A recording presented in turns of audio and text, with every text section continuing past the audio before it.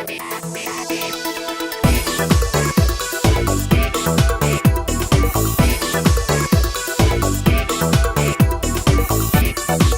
to Speaking of Schaumburg.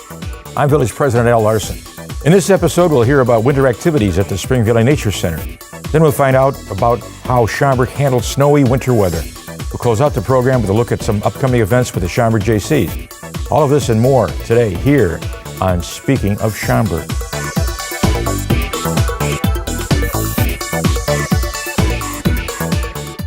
The Spring Valley Nature Center is a great place to take a long, quiet walk on a warm, sunny day.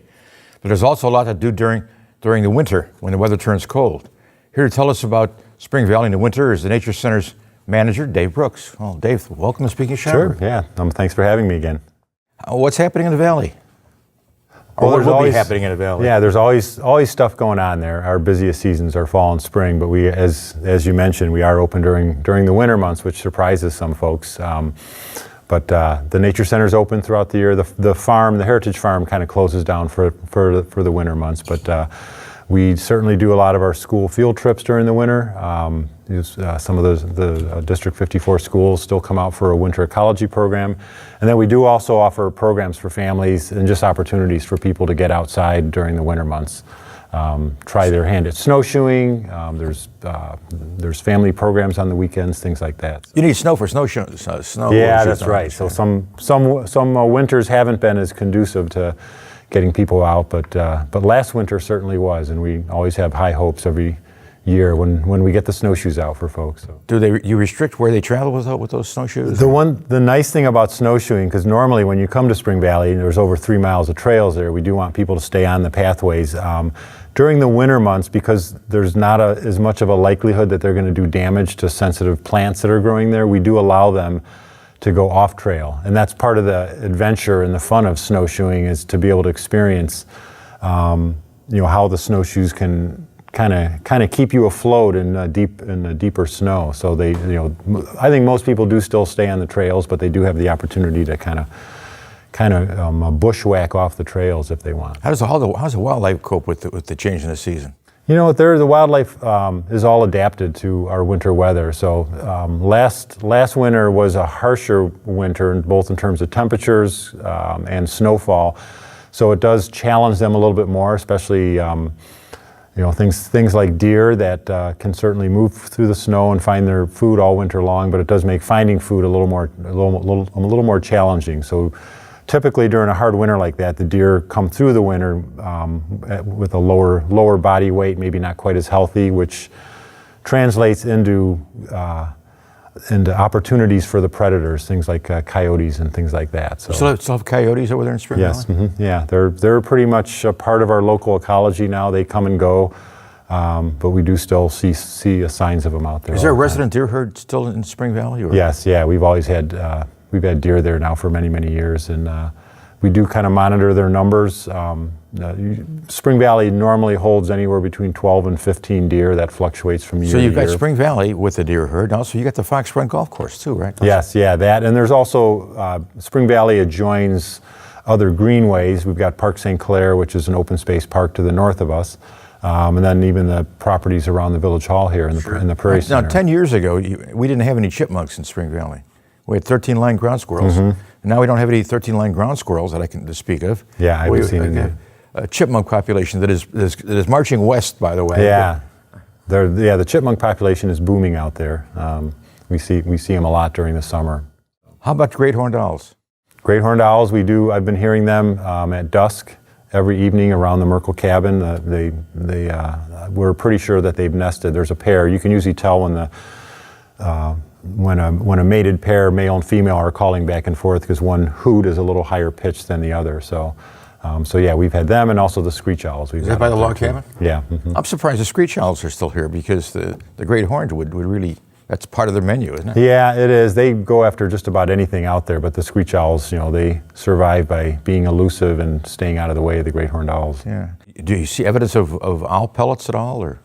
I mean, explain what an owl pellet is. Well, because all birds of prey, they often swallow rodents or whatever food they're eating. They swallow it whole. They don't have teeth, so they're not chewing things, and so the bones and the fur and everything go down into their stomach, and they can't digest and pass those things through their digestive system. So after it's kind of, they eat their food, they sit and perch and digest for a while, and then eventually all those bones and fur have to come back up. So they regurgitate a pellet of bones and fur, basically. It's a little kind of a gray capsule, isn't it? Yeah, yeah. And you break it open, you see little skeletal remains. And there are school children who probably can recall doing that in science class, where they get, because there are places that actually sell owl pellets to school teachers, so the kids can dissect those, and they can actually often reassemble an entire mouse skeleton from what they find in the owl pellets. There certainly is a rodent population, isn't there? Well, there's always rodents. They are.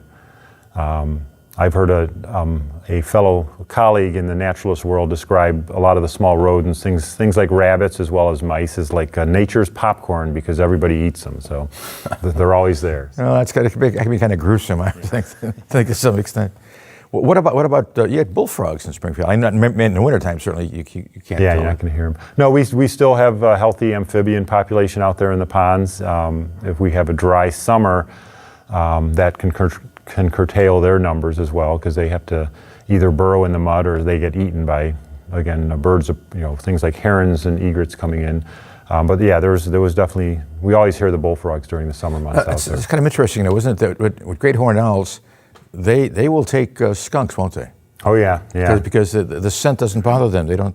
They don't really have. In fact, most birds don't have a very strong sense of smell. It's almost non-existent. The only exception is almost vultures, who actually use their sense of smell to find dead stuff that they can feed off of. But most other birds, a sense of smell is non-existent. So we don't have any turkey vultures in Spring Valley, do we?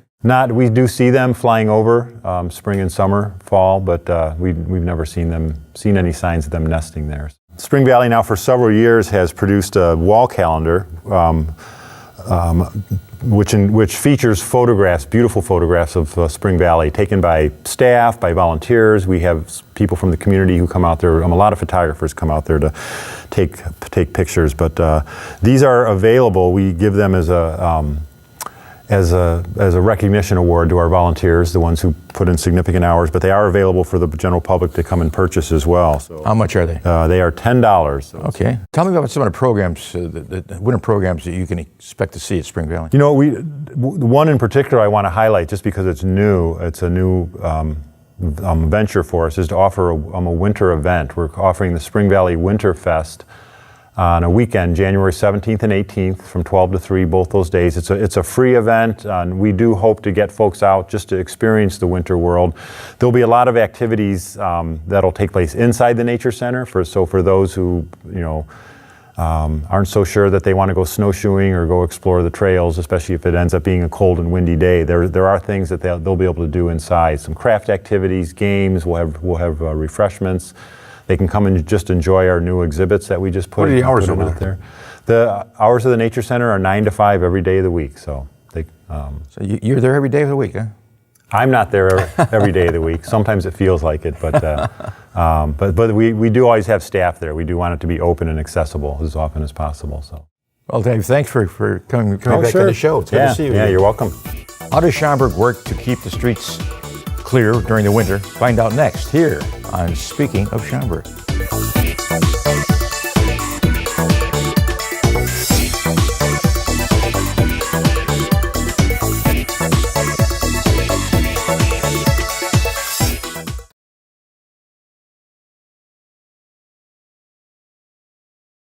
Winter is here, and Schaumburg's Engineering and Public Works Department has been working for months to prepare for the season.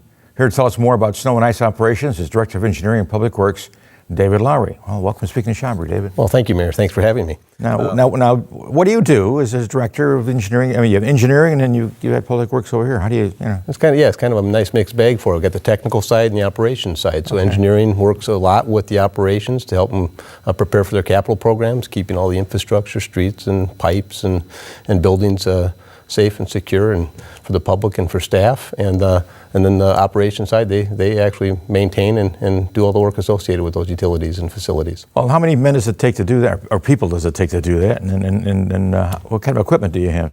Well, engineering and public works is about 100 people. Seasonally, it changes a little bit when we have part-time and summer help, and in the winter we hire supplemental snow personnel as well, and that's about another 20 people that add into that as well. So about 100 at any given time.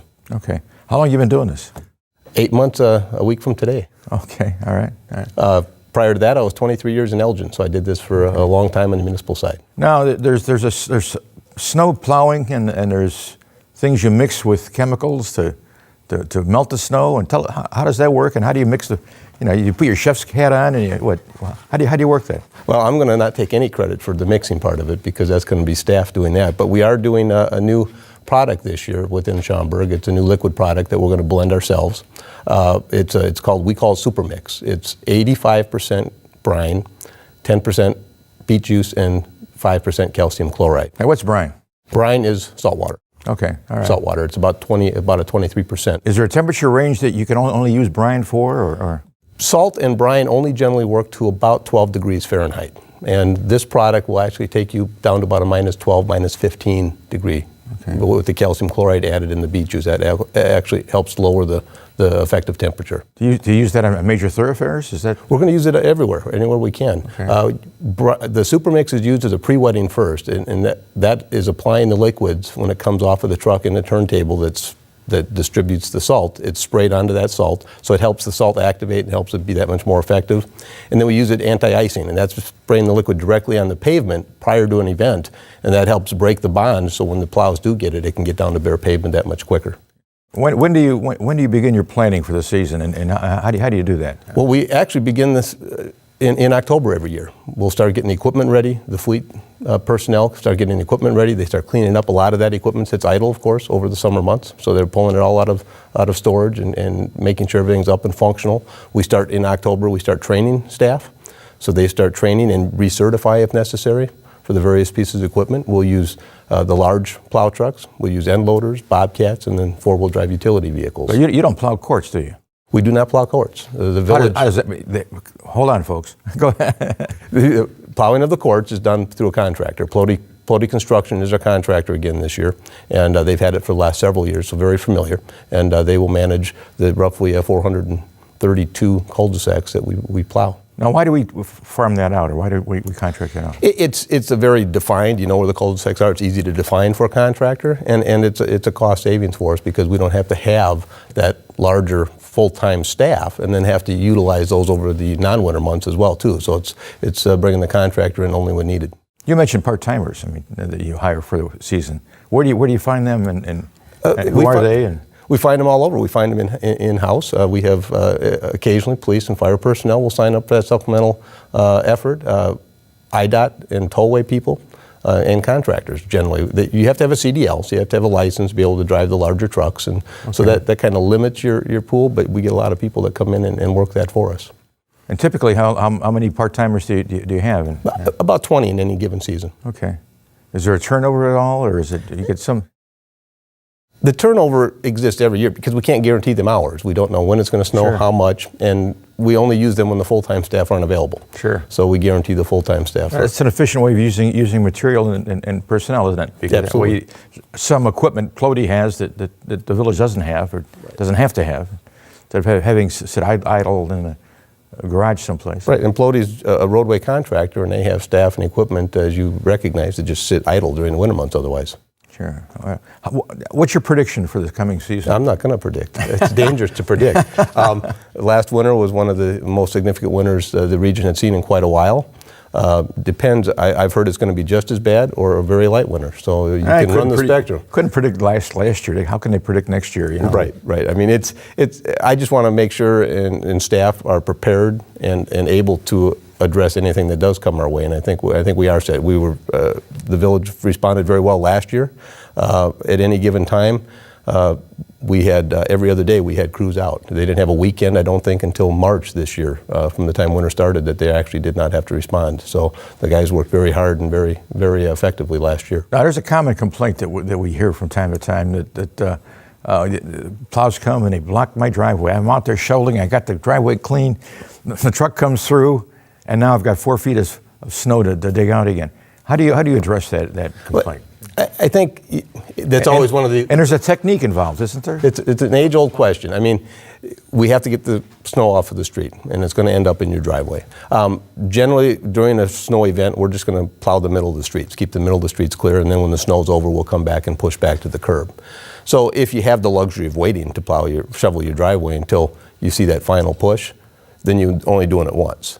Yeah. I mean, I've been a resident who's had to go out several times and clear my driveway as well, because my driveway gets plowed in like anybody else's. But it is a challenge, and as much as possible, we try to time the plowing so we don't push it in several times. Now, you have a snow command number that you want folks to call? Certainly, if residents want to call and they want to find out what's going on, I can't tell them at any given time when we're going to be plowing their street, because the timing, breakdowns with equipment and shift changes, it's hard to predict that. But if they want to learn more about what's going on during an operation, the best number to call is 847-985-3333. That gets you directly to Snow Command. You can call 311, but then it's got to go through dispatch and then back over to Snow Command. Our Snow Command, anytime we are actively operating our snow and ice operations, we have somebody in that office and is able to answer that phone, and you can get them more directly that way. Also, you have the village's website that we try to maintain and keep up to date.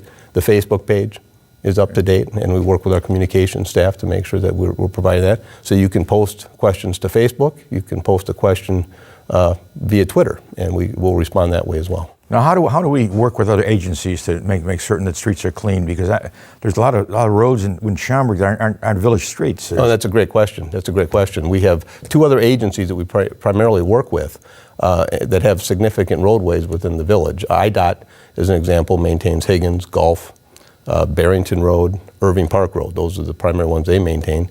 And then the Cook County Highway Department, they manage Schaumburg Road, Plum Grove Road, Meacham, Roselle, and Wise Road. So our major roadways through the village are generally plowed by other people. And that's a common question that people have. They'll call us and want to know, when you're plowing Schaumburg Road, as best as we can, we try to stay in communication with those other agencies and express with them some of the concerns we might be recognizing ourselves in terms of the condition of roadways. And the police department work closely with us as well to help us recognize where some of the trouble spots are. Now, people have a concern about that. They can call 311, right? And you, the village of Schaumburg, could then contact Cook County or Correct. Or the state? Correct. Yeah, contact us. That's the best way, and then we will contact them directly. We can certainly provide any caller with that information at that time if they wanted to call directly themselves. We have all that contact information for them. That's a pretty stressful time, I would imagine. It's a deep winter and It gets stressful. I think the guys are used to it. We have a very seasoned crew here, and but it's when an event goes on for several days, or there's several days in a week or in a long period of time where they're always responding, it can get a bit stressful. It just gets tiring sometimes. We try to work 12 on, 12 off, so we're always giving them time to rest. But it's tough. If you go home at 7 o'clock in the morning after a 12-hour shift, it's hard just to go home and go to bed right away. So they're going to try to wind down a little bit, get some sleep. But then if it's a multi-day event, they might be right back out again at 7 p.m. that evening, and they're back at it again. Well, Dave, hopefully we're going to predict a less snowy winter than we've had in the past. I hope you're right. I hope you're right. And thanks for being on the show. Thank you for having me. Okay. What's an easy and fun way to help some disadvantaged residents of the village of Schaumburg? Find out next here on Speaking of Schaumburg.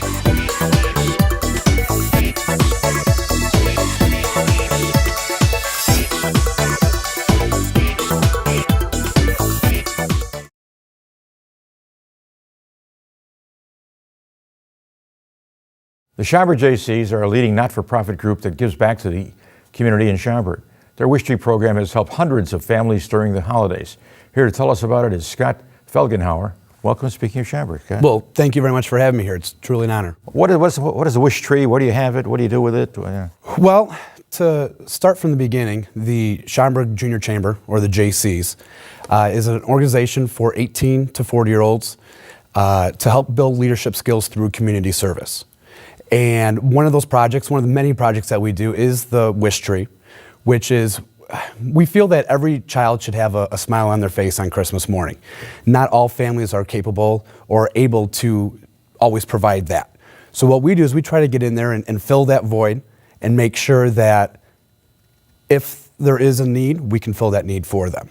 And what about the tree? What? Well, the tree has ornaments. Okay. And typically, and which is a good sign of how times I guess have been, we'd go through the Schaumburg Township, and they would provide us with names of families that have applied through them for this assistance.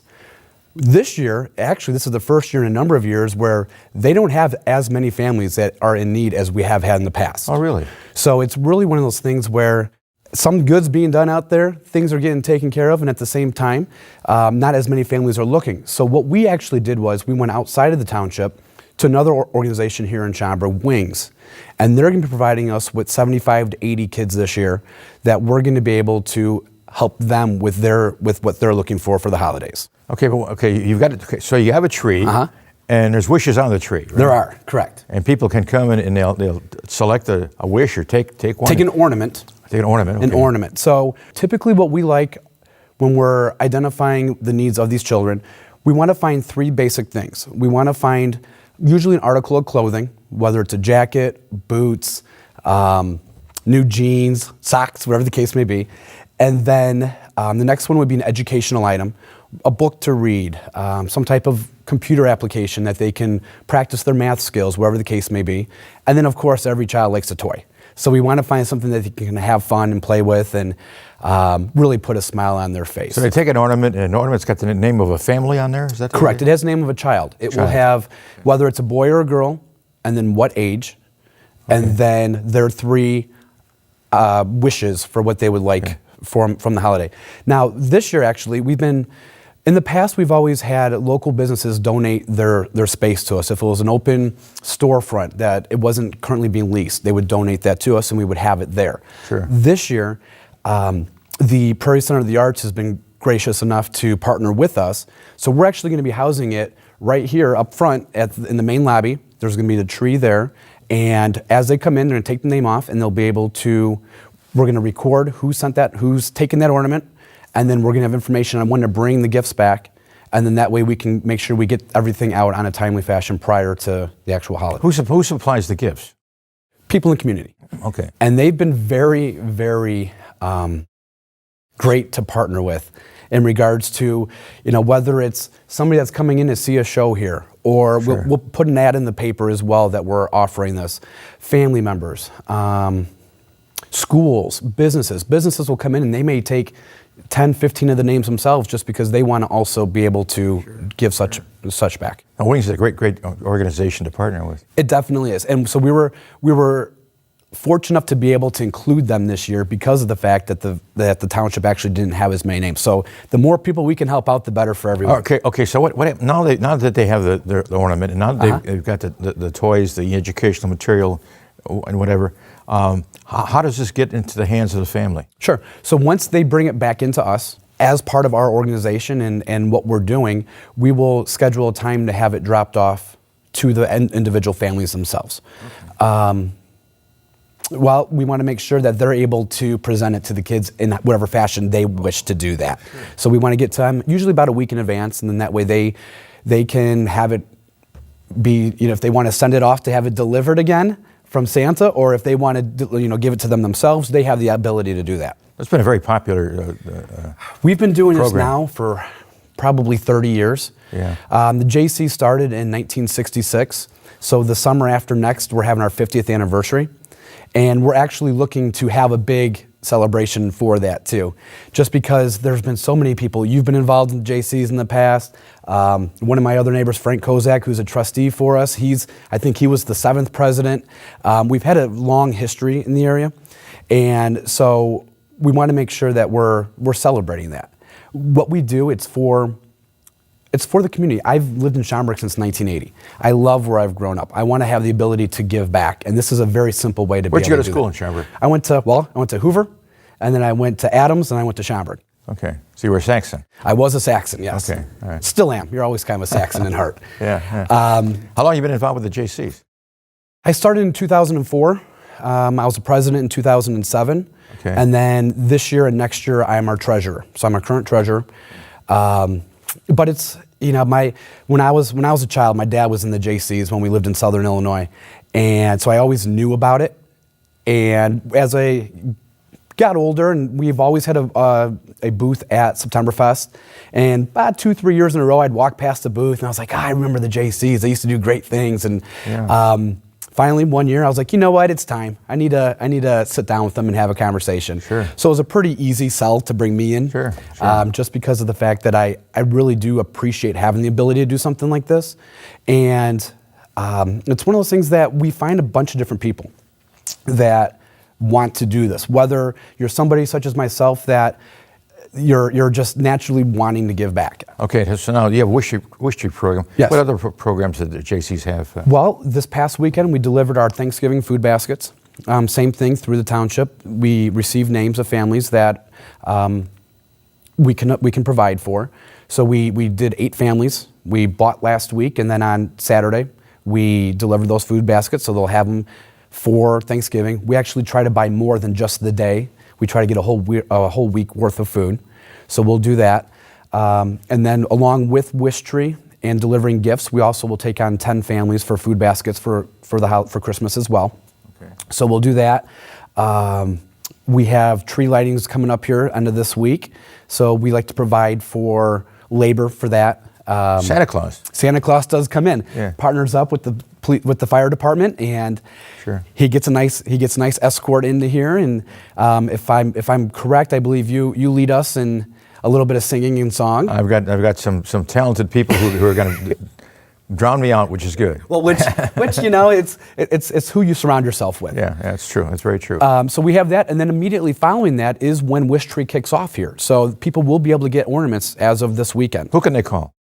If they want to get a hold of us? Yes. What's the number? Well, our number is 847-807-5276.